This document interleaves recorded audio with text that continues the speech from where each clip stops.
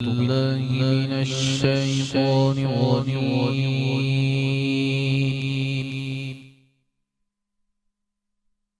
بسم الله الرحمن الرحيم.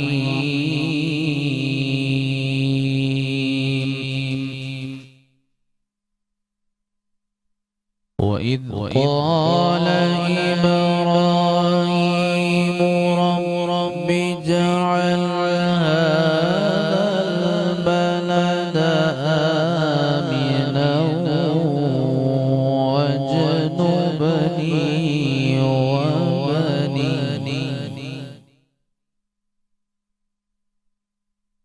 وجنبني وبني أن نعبد الأصنام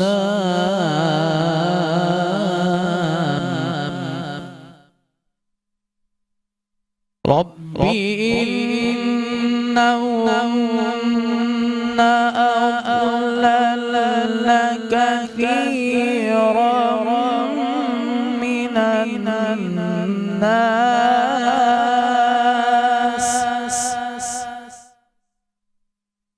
فمن تبعني فإنه مني ومن عصاني فإنك غفور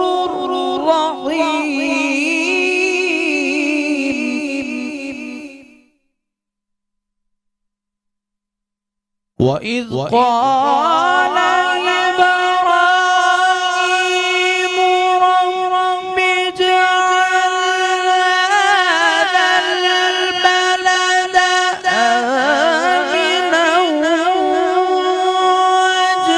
واجنبني وبني أن نعبد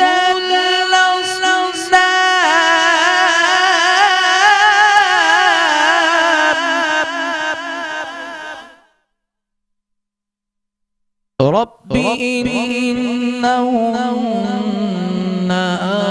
أضللن كثيرا من الناس فمن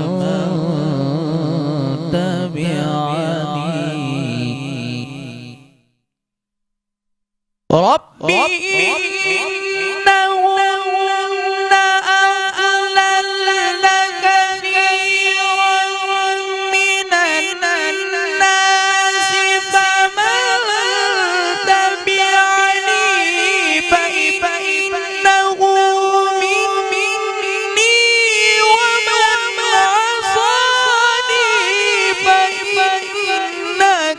غفور رحيم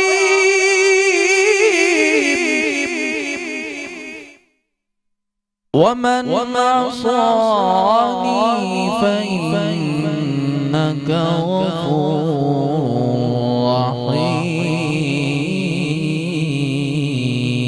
رحيم صدق الله العظيم.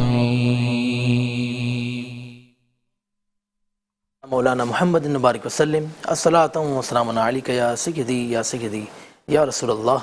آپ دیکھ رہے ہیں میٹرو ون نیوز کی خصوصی رمضان ٹرانسمیشن رمضان الکریم. میں ہوں آپ کا میزبان شہزاد سعیدی. اپنے تمام دیکھنے والوں کو اور چاہنے والوں کو پیار کرنے والوں کو السلام علیکم ورحمۃ اللہ وبرکاتہ. رمضان المبارک کا عشرہ رحمت اور ہم اللہ تعالیٰ کی عبادت کرتے ہیں اور نماز کا اہتمام کرتے ہیں. تراویح کا اہتمام ہوتا ہے ہماری مساجدوں میں اور آپ دیکھتے ہیں کہ سحری کا افطاری کا ایک سماں ہوتا ہے رمضان المبارک کا کہ پتہ چلتا ہے کہ کوئی مہینہ کوئی مہمان ہمارے بیچ آ گیا ہے. اللہ تعالیٰ کی شان کریمی کا یہ تقاضا ہے کہ دعا سے پہلے اس کی حمد و ثنا اور اس کی صفات بیان کی جائیں.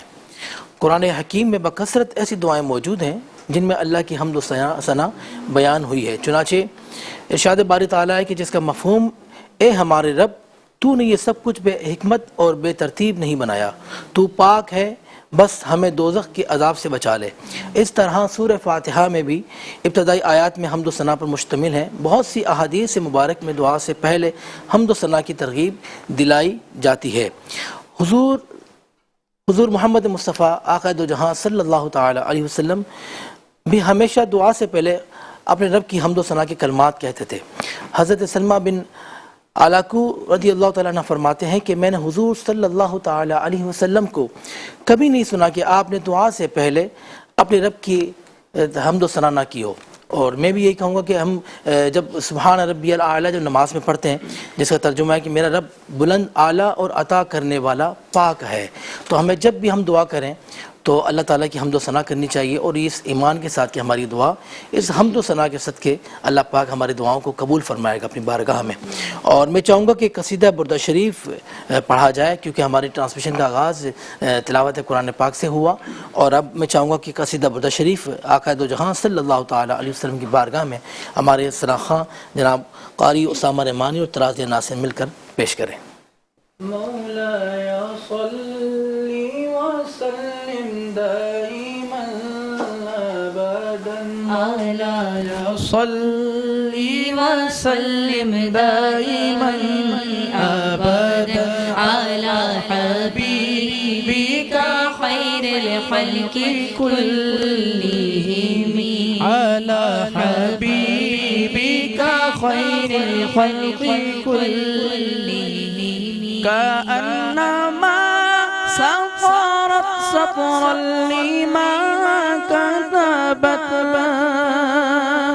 كأنما سطرت سطرا لما كتبت فروها من بديع الخط في اللقام مولاي صل وسلم دائما أبدا على حبيبك خير الخلق كلهم باغ طیبہ میں سہانا پھول پھولا نور کا مست بو ہے بلبلیں پڑھتی ہیں کلمہ نور کا ان کے قصر قدر سے خلد ایک کمرہ نور کا سدر پائے باغ میں جنت کا پودا نور کا مولاي صل وسلم دائما ابدا على حبيبك خير الخلق كلهم ثم الرضا عن ابي بكر وعمر ثم الرضا عن ابي بكر وعمر وعن علي وعن عثمان ذي الكرم مولاي صل وسلم دائما ابدا على حبيبك خير الخلق كلهم تیرے ہی ماتھے رہا ہے جان صحرا نور کا وقت جاگا نور کا چمکا ستارہ نور کا نور کی سرکار سے پایا دشالا نور کا ہو مبارک تم کو ذوالنورین جوڑا نور کا مولاي صل وسلم دائما ابدا على حبيبك خير الخلق كلهم مولاي صل وسلم دائما ابدا على حبيبك خير الخلق كلهم رب بالمصطفى بلغ مقاصدنا واغفر لنا ما مضى يا واسع الكرم مولاي صل وسلم دائما ابدا على حبیبک خیر الخلق كلهم۔ آپ دیکھ رہے ہیں میٹرو ون نیوز کی خصوصی رمضان ٹرانسمیشن رمضان الکریم۔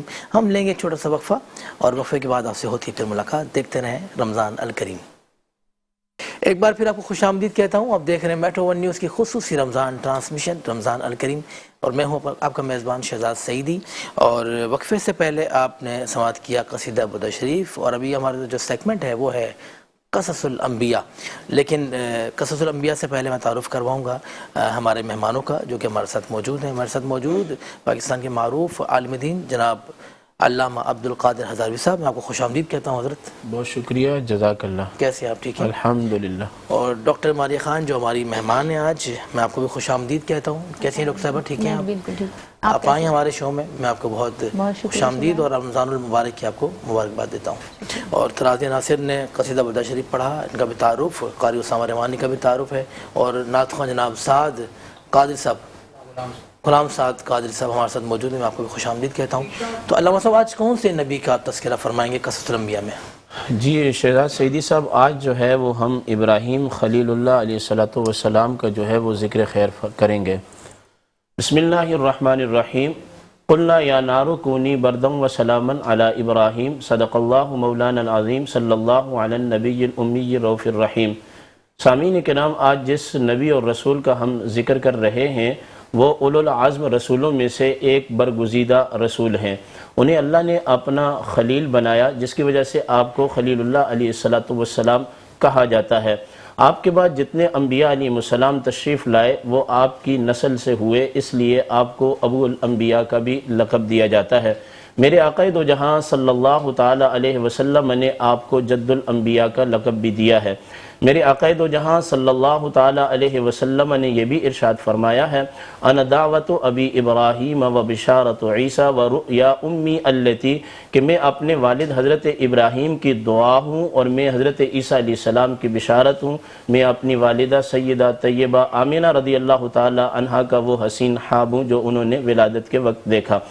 حضرت ابراہیم علیہ السلام کو جب اللہ کریم نے بھیجا تو اس وقت آپ کی امت جس شرک میں مبتلا تھی، پہلی بات یہ ہے کہ ستاروں کی پجاری تھی، اور دوسری بات یہ ہے کہ وہ پتھروں کی مورتیوں کی عبادت کیا کرتی تھی۔ آپ کے چاچا آزر جو تھے وہ بتوں کے پجاری بھی تھے اور بتوں کے بیوپاری بھی تھے، یعنی کہ پتھروں سے بت بناتے تھے اور اس کی تجارت بھی کرتے تھے۔ جب ابراہیم علیہ السلام تشریف لائے تو آپ عراق کے شہر بابل کے جنوبی مضافات میں پیدا ہوئے۔ جس وقت آپ پیدا ہوئے اس وقت کائنات کا سب سے بڑا بادشاہ جو کہ کافر تھا، پوری زمین پر اس کی حکومت تھی، جسے نمرود کہا جاتا ہے، اور نمرود اپنی خدائی کا دعویٰ کرتا تھا اور اس نے لوگوں کو اپنی عبادت کے لیے لگا رکھا تھا، اور یہاں تک کہ اس نے سارے غلے کو اور پوری معیشت کو اپنے ہاتھ میں لے کر اور لوگوں سے سجدے کرواتا تھا، اور اس کے بعد دن رات کی روٹی اور کھانا دیا کرتا تھا۔ حضرت ابراہیم علیہ السلام نے اس ظلم اور ستم اور پجاری ماحول کے اندر لوگوں کو اللہ کی جانب بلایا اور یہ کہا کہ اللہ ہی مالک بھی ہے، اللہ ہی خالق بھی ہے اور اللہ ہی معبود بھی ہے، تم اللہ سے مانگو، اللہ کے سامنے رو، اللہ کی عبادت کرو۔ جب آپ نے یہ اعلان کیا تو پھر لوگ آپ کے دشمن ہو گئے، اور محبت توحید آپ کے اندر اتنی رچی اور بسی تھی کہ ایک مرتبہ قرآن کریم اس کو واضح طور پر بیان کرتا ہے کہ آپ نے ہتھوڑا اٹھایا اور بتوں کے ٹکڑے ٹکڑے کر دیے۔ ریزہ ریزہ کرنے کے بعد آپ نے اپنی قوم سے یہ کہا اور فرمایا، تم ان کی عبادت کرتے ہو جو اپنے آپ سے مکھی اڑا نہیں سکتے، اپنے سامنے پڑی ہوئی پلیٹ میں مٹھائیاں جو نظر کی ہوتی ہیں انہیں اٹھا نہیں سکتے، تم انہیں صاف کرتے ہو، بارش سے تم انہیں بچاتے ہو، تم ان کی عبادتیں کیوں کرتے ہو؟ یہاں تک کہ وہ لوگ آپ کے دشمن ہو گئے۔ قرآن کریم نے اس منظر کو بیان کیا کہ نمرود نے آگ جلائی، جب وہ آسمان سے آگ کے شعلے باتیں کر رہے تھے، حضرت ابراہیم خلیل اللہ علیہ السلام کو رسیوں سے باندھا گیا اور اس آگ میں پھینکا گیا۔ جب آگ میں پھینکا جا رہا تھا تو جبریل امین علیہ السلام حاضر خدمت ہوئے اور عرض کرتے ہیں اگر آپ حکم کریں تو میں آپ کی کوئی خدمت کروں۔ ابراہیم علیہ السلام فرماتے ہیں کہ جس کا میں بندہ ہوں وہ میرے حال سے خوب واقف ہے، تجھ سے اپنی بات نہیں کہوں گا۔ قرآن اور حدیث کا مفہوم یہ ہے کہ جب آپ کو آگ میں پھینکا گیا، قرآن اس کو کہتا ہے قلنا یا نار کونی بردا وسلاما علی ابراہیم، اے آگ ہم نے کہا کہ تو ٹھنڈی بھی ہو جا اور ابراہیم علیہ السلام پر سلامتی والی بھی ہو جا۔ جب آپ اس آگ میں چلے گئے اللہ نے آپ کو محفوظ رکھا، یہاں تک کہ جن رسیوں سے آپ کو باندھ کے آگ میں پھینکا گیا تھا ان رسیوں کو آگ نے جلا دیا اور ابراہیم علیہ السلام کو سلامت رکھا۔ جب اس سے باہر آئے تو قرآن اپنے انداز میں کہتا ہے وَإِذِ ابْتَلَىٰ إِبْرَاهِيمَ رَبُّهُ بِكَلِمَاتٍ فَأَتَمَّهُنَّ، ہم نے ابراہیم علیہ السلام کو آزمائش میں ڈالا، انہوں نے امتحان کو پورا کر دکھایا۔ پھر ایک موقع آیا کہ جب آپ سن رسیدہ ہو گئے، اولاد مانگ رہے ہیں، دن میں مانگ رہے ہیں، رات میں مانگ رہے ہیں، شادیاں آپ نے فرمائی حضرت سارہ سے اور حضرت حاجرہ سے، رب سے دعا کرتے ہیں اے اللہ مجھے اولاد عطا فرما دے۔ 90 سال کی لگ بھگ آپ کی عمر شریف ہوئی تو جبریل امین اور دیگر فرشتے آئے، انہوں نے اسحاق علیہ السلام اور اسماعیل علیہ السلام کی خوشخبری دی اور اس کے بعد 2 بیٹے عطا کیے گئے۔ جب بیٹے عطا کیے گئے تو ابراہیم علیہ السلام اس کے بعد کیسے دعا کرتے تھے؟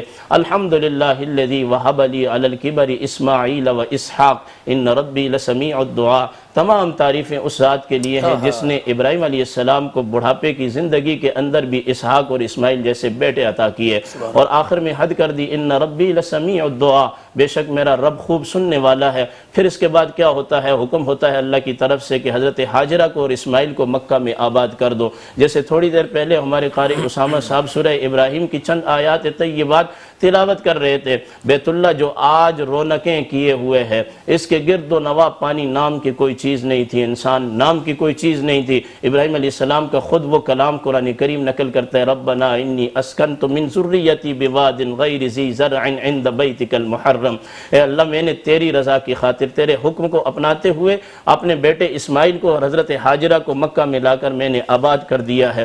یہ ایسی زمین ہے نہ یا راشن ہے نہ یا پانی ہے، یہ بے آب و گیا ہے۔ اور اس کے بعد حکم ہوتا ہے جب اسماعیل علیہ السلام جوان ہو جاتے ہیں کہ آپ عراق سے جائیے اور اپنے بیٹے کی قربانی پیش کیجئے۔ شیطان آپ کے پاس آتا ہے، قرآن کہتا ہے کہ جب آپ کے پاس شیطان آیا تو اس نے کہا ایسا بھی ہے کہ یہ خواب کی بات ہے۔ حضرت خلیل کہتے ہیں کہ نبیوں کو جو خواب آتی ہے وہ ایسے ہی نہیں ہوتی بلکہ وہ یقینی ہوا کرتی ہے، اور اس کے بعد رسیاں اٹھاتے ہیں اور اپنے بیٹے کو لے کر مینا کے میدان میں چلے جاتے ہیں اور وہاں ان کو لٹا دیتے ہیں۔ قرآن کریم نے اس منظر کو بھی بیان کیا فلما اسلما وتلہ للجبین، اس منظر کو بھی دیکھیے کہ جب ابراہیم علیہ السلام نے اپنے بیٹے اسماعیل علیہ السلام کو پہلو کے پیشانی کے بل لٹا دیا اور آپ کی گردن پر چھری چلائی، اور اس کے بعد قرآن نے کہا یا ابراہیم قد صدقت الرؤیا، ہم نے جو آپ سے مطالبہ کیا تھا آپ نے اس کو سچا کر دکھایا۔ سامعین کرام، اپنے کلام کا اختتام کرتے ہوئے میں آپ کو یہ بھی بتاؤں کہ ابراہیم علیہ السلام کا جو نام ہے ابن رحیم، اس کا مطلب یہ ہے مہربان باپ۔ جہاں آپ اپنی اولاد پر امتوں پر مہربان تھے وہاں اللہ کے معاملے میں سخت بھی تھے اور اللہ کے بارے میں کوئی بات جو ہے وہ برداشت نہیں کرتے تھے، اور اسی طرح آپ مہمان نواز بھی بڑے تھے۔ قرآن کریم کے اندر اس کو بیان کیا گیا کیا آپ کے پاس ابراہیم کے مہمانوں کی خبر پہنچی ہے؟ ابو دیفان کہا جاتا ہے آپ کو، اس وقت تک کھانا تناول نہیں کرتے تھے کہ جب تک جو ہے وہ آپ کسی مہمان کو اپنے پاس بٹھا نہیں لیتے تھے۔ ایک مرتبہ آپ کے گھر میں کوئی مہمان نہیں آیا، آپ اس کی تلاش کے لیے نکل پڑے، پتہ چلا کھلانا ایمان کا حصہ ہے۔ واپس آئے تو گھر کے اندر دیکھا کہ ایک بزرگ کھڑے ہوئے ہیں۔ آپ نے فرمایا بغیر اجازت کے میرے گھر میں تم کیسے آئے؟ کہا میں کوئی انسان نہیں ہوں، اللہ کا فرشتہ ہوں اور تمہارے گھر میں آیا ہوں۔ ابراہیم علیہ السلام نے فرمایا وجہ کیا ہے؟ فرمایا وجہ یہ ہے کہ آج آپ کسی کو ڈھونڈ رہے ہیں کوئی آپ کے ساتھ بیٹھ کے کھانا کھائے، اللہ نے مجھے حکم کیا ہے کہ اے مالک الموت آج ابراہیم کے گھر میں چلے جاؤ اور میرے ابراہیم سے یہ بات کہہ دو کہ میں تم سے اس لیے محبت کرتا ہوں کہ تم میری مخلوق سے محبت کرتے ہو۔ سامعین کرام، حضرت ابراہیم علیہ السلام کی کس کس بات کا ذکر کیا جائے؟ حج آپ کی یاد میں ہے، صفا اور مروہ کے درمیان دوڑنا آپ کی یاد میں ہے، قربانیاں آپ کی یاد میں ہیں، دین حنیف سارا کا سارا جو ہے دین مصطفی یہ آپ کی یاد میں ہے، اور آخر میں یہ حدیث پاک بھی جب آپ علیہ السلام معراج پر تشریف لے گئے، واپس تشریف لائے تو صحابہ کرام آپ کے گرد و نواح بیٹھے ہوئے تھے، اور میرے آقا علیہ السلام نے فرمایا صحابہ جانتے ہو کہ ابراہیم علیہ السلام کیسے ہیں؟ صحابہ نے عرض کی یا رسول اللہ ہمیں تو پتہ نہیں ہے، آپ تو 7ویں آسمان پر ان کی زیارت کر کے آئے ہیں۔ میرے آقا نے فرمایا جیسا میں ہوں ابراہیم علیہ السلام ایسے ہی ہیں، اور میں اپنے باپ کے زیادہ مشابہ ہوں۔ تھوڑی دیر پہلے ہمارے قاری اسامہ رحمانی صاحب پڑھ رہے تھے قصیدہ بردہ شریف، حضرت عثمان کی ازواج کی بات آئی تو وہاں یہ بھی بیان کیا گیا، میرے آقا نے فرمایا سب سے زیادہ اپنے باپ ابراہیم سے میری شکل ملتی ہے، اور دوسرا ابراہیم علیہ السلام کی شکل سے سیدنا عثمان ابن عفان رضی اللہ تعالی عنہ کی شکل ملتی ہے۔ والسلام مع الاکرام۔ ماشاءاللہ آپ نے سماعت کیا قصص الانبیاء میں حضرت ابراہیم علیہ السلام کا ذکر. اللہ پاک ہمیں ان تمام انبیاء کی برکتیں نصیب فرمائے. ہم لیں گے ایک چھوٹا سا وقفہ اور وقفے کے بعد آپ سے ہوتی ہے پھر ملاقات. دیکھتے رہیں میٹرو ون نیوز کی خصوصی ٹرانسمیشن رمضان الکریم.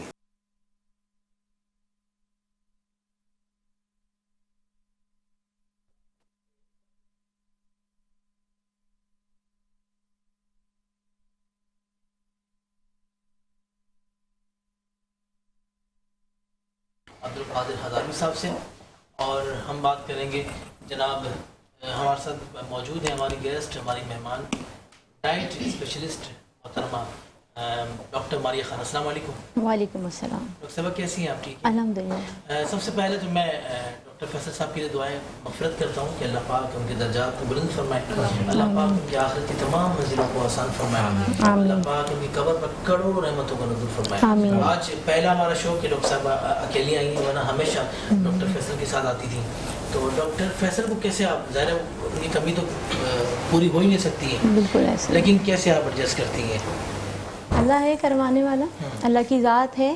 اور امپاورمنٹ کی اگر ہم بات کریں تو بیسک اسٹارٹ ہی ہمارے گھر سے ہوتا ہے کہ سب سے پہلے تو آپ نے اللہ کی ذات پہ بھروسہ رکھنا ہے، اور سیلف موٹیویشن بہت ضروری ہے اس کے لیے. اگر سیلف موٹیویشن ہوگی تو ہی آپ اسٹینڈ بائی کر سکتے ہیں کسی بھی حالات میں، کسی بھی مرحلے میں، کسی بھی ثانیے میں، کسی بھی خوشی میں، کسی بھی غم میں. تو بس اللہ کا سہارا ہے، اس سے بڑی ذات تو کسی کی ہے ہی نہیں. جب وہ امتحان لیتا ہے تو وہ صبر بھی دیتا ہے، اور دنیا والے امتحان جب لیتے ہیں تو اس میں صبر نہیں آتا، لیکن جب اللہ رب العزت امتحان لیتا ہے تو وہ صبر کی تسکین کے ساتھ لیتا ہے، اور اپنے بندے کو شعور بھی دیتا ہے، لاشعور بھی دیتا ہے، پابند بھی رکھتا ہے، بھٹکنے بھی نہیں دیتا. یہ ہم ہیں جو بھٹک جاتے ہیں، یہ ہم ہیں، یہ ہماری ایمان کی کمزوری ہے جو ہمیں بھٹکا دیتی ہے. اچھا ڈاکٹر صاحبہ، کیسے معاشرے کو کس طرح فیس کرتی ہیں آپ ان کے جانے کے بعد؟ یہ بتائیں کس طرح عورتیں خواتین یعنی جن کے ہسبینڈ چلے جاتے ہیں، آپ پہ تو ظاہر بیتی ہے یہ، آپ کیسے فیس کرتی ہیں اس معاشرے کو؟ اگر اسٹارٹ لوں تو پینفل تو ہے، ایک ٹراما، ایک پینک کنڈیشن، ایک انسیڈنٹ ایسا کہ آپ نے مطلب اچانک، کوئی بھی انسیڈنٹ اچانک ہی ہوتا ہے، لیکن یہ والا انسیڈنٹ کہ شوہر کا چلے جانا اور آپ کا تنہا ہو جانا، اکیلے ہو جانا، اور پھر فیملی، بچے، اور پھر آپ کو پتہ ہے آپ کافی ٹائم سے ہمارے فیملی ٹرمز بھی ہیں شہزاد آپ سے، تو جوائنٹ فیملی نہیں ہے میری، سیپریٹ رہتی ہوں میں. تو بچوں کے ساتھ بہت زیادہ مشکلات آئیں، اور مشکلات کے لیے اللہ تعالیٰ نے ہمت بھی دی، رہا کچھ پینک اٹیکس بھی رہے، لیکن بس خود کو یہی سمجھاتی رہے نماز روزہ کر کے کہ بھائی اللہ کا امتحان ہے، اس میں کھڑے رہنا ہے. جو پینفل کنڈیشنز تھی نا وہ یہ تھی کہ مانا کہ عدت ہے، عدت کی کنڈیشن ہے، لیکن اتنی لا اینڈ کیا کہنا چاہیے، اتنی سختی نہیں ہونی چاہیے. اللہ کی طرف سے تو ہے، اللہ تعالیٰ نے تو ہمیں اجازت دی ہے کہ آپ ڈیورنگ عدت آپ جاب بھی کر سکتے ہو، آپ کام بھی کر سکتے ہو، لیکن یہاں پہ ہم نے عدت کو اتنا مشکل بنا دیا ہے کہ لوگ فون پہ بات کرتے میں ایسا لگتا تھا کہ جیسے اللہ معاف کرے کہ پتہ نہیں کیا ہو رہا ہے، پتہ نہیں کس سے بات کر رہی ہوں، اتنا انکانشیس کیوں ہے. مطلب خود پہ مجھے تو اپنے آپ پہ کانفیڈنٹ ہے تو میں بات کر رہی ہوں، میں نکل رہی ہوں، میں کام کرنا چاہ رہی ہوں. آف کورس کہ ایک میرے گھر کا ایک پورا پلر ہل گیا، چھت ہل گئی، زمین نکل گئی، تو مجھے کچھ تو کرنا ہے اپنے بچوں کے لیے. لیکن سامنے والی جو پروفائلز تھیں وٹ ایور ہو دے آل، ان کے لیے ایسا تھا جیسے عجیب چھو منتر کہ نہ فون پہ بات نہیں کر سکتے، میسج پہ ٹیکسٹ پہ آواز بھی نہیں سن سکتے. اللہ رب العزت نے اتنی چھوٹ دی ہے عورتوں کو، آج عالمی دن ہے. میرا سوال ہے کہ عالمی دن ہم ایک ہی دن منا رہے ہیں، یہ جو جتنی بھی خواتین مجھ سمیت، چاہے وہ عدت کی پروسیس میں ہو، چاہے وہ طلاق کی پروسیس میں ہو، یا پھر وہ شوہر کے گزر جانے کی پروسیس میں ہو، اس کو ہمارا معاشرہ ایکسیپٹ کیوں نہیں کرتا؟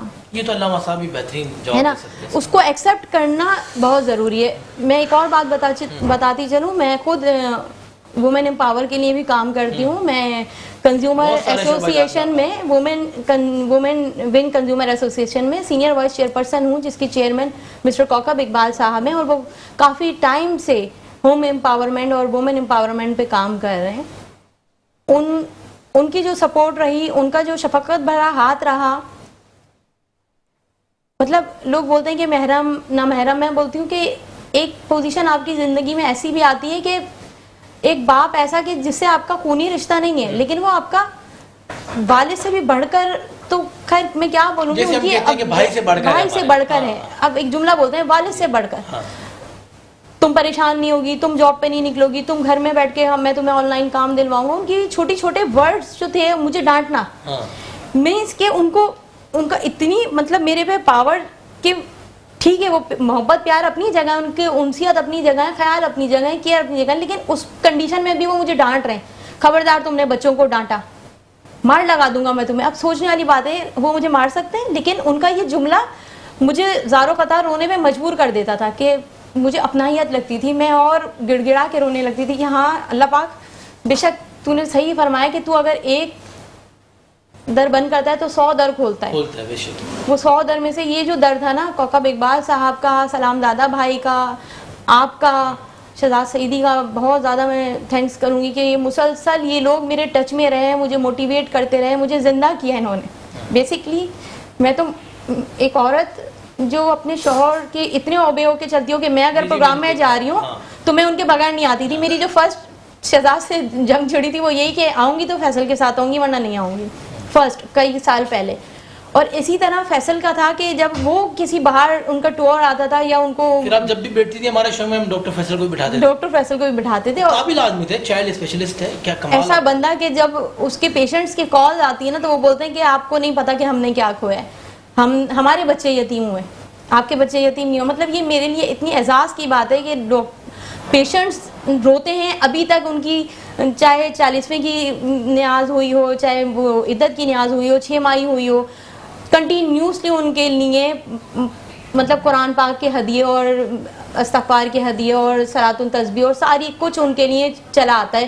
ایک پوری لسٹ آتی ہے میرے پاس کہ میڈم ہم نے تو بخش دیا ہے, آپ بھی بخشوا دیجیے گا.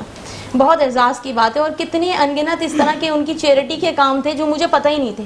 ان کے گزرنے کے بعد, ان کے جانے کے بعد جب مجھے پتہ چلا کہ فیصل کی یہ ایکٹیویٹیز بھی تھیں تو بہت خوشی ہوئی کہ یار اتنا سیکرٹ بندہ کہ بیگم کو بھی نہیں بتایا ہوا تھا, اتنا پیٹ کا سخت بندہ کہ یار مطلب کال آ رہی ہے 4 مہینے سے لگاتار میرے پاس کال آ رہی ہے کہ میڈم وہ ڈاکٹر فیصل سے بات کر دیں. اب میں تو نہیں کر رہی, بچے بھی بات کر رہے ہیں, میں بھی بات کر رہی ہوں. جب 4 مہینے گزر گئے تھوڑا کانشیس ہوئی کہ یار اب دنیا بھی دیکھنی ہے, بچے بھی دیکھنے, سب کچھ دیکھنا ہے. تو پھر میں نے ان خاتون سے میں نے بات کی, میں نے کہا جی, تو انہوں نے فرمایا کہ ڈاکٹر فیصل نے ایسے ایسے ہمارا مہینہ باندھا ہوا تھا, ایسے ایسے ہمارے بچوں کی فیس دیتے تھے, کسی نے کہا ایسے ایسے ہمارے گھر کا راشن بنا ہوا تھا. جانے کے بعد ہی پتہ چلتا ہے سب انسان, لیکن اتنا پیٹ کا سخت انسان کے مطلب ٹھیک ہے صحیح ہے سیکرٹس ہوتے ہیں لیکن ایک ہاتھ سے تو دوسرے ہاتھ کو نہیں دو, تو وہ اس نے ثابت کر دکھایا. اور رہی ایمان کی بات, ہوم امپاورمنٹ یا پھر آج کے دن کی مناسبت سے اگر میں بات کروں کہ خواتین کا آج عالمی دن ہے, تو میں 2 اشعار سے اس بات کو آگے بڑھانا چاہوں گی جو ایمان کی پختگی کے لیے ہیں.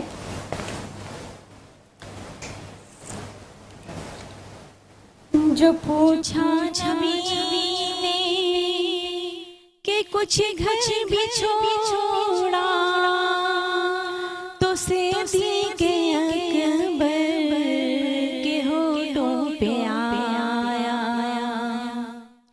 جو پوچھا نبی نے کہ کچھ گھر بھی چھوڑا تو صدیق اکبر کے ہونٹوں پہ آیا.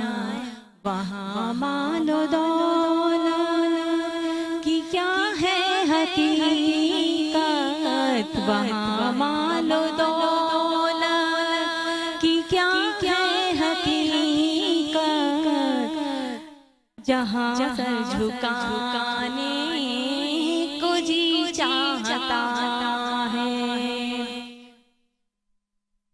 پختگی تو یہ ہونی چاہیے کہ جب پوچھا گیا تو انہوں نے کیا جواب دیا کہ وہاں مال و دولت کی کیا ہے حقیقت, جہاں سر جھکانے کو جی چاہتا ہے. تو ہم بات کو کنٹینیو کریں گے لیکن ہمارا نیوز بریک ہے, اس کے بعد آپ کی بات کو کنٹینیو کریں گے.